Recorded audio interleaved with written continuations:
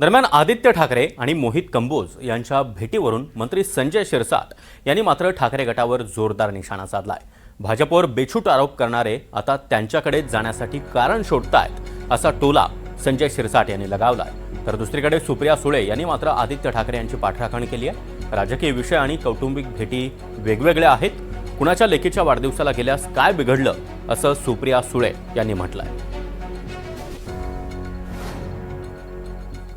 ते बघा, सार्वजनिक कार्यक्रमामध्ये कुणाचा मंगल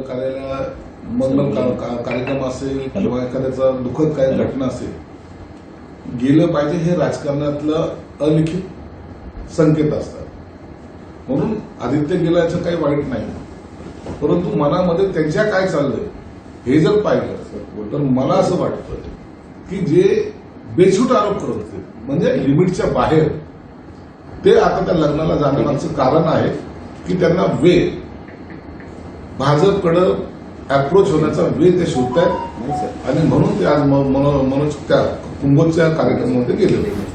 एकमेकावर टीका करणारे आदित्य ठाकरे मोहित कंबोज हे कार्यक्रमानिमित्त एकत्र भेटले नाही, तो त्यांचा अंतर्गत प्रश्न आहे, ते का भेटले आपण कसं ठरवाय। लोकशाही अजून या देशामध्ये कोणी कुणाला भेटायचं हा त्याचा अधिकार।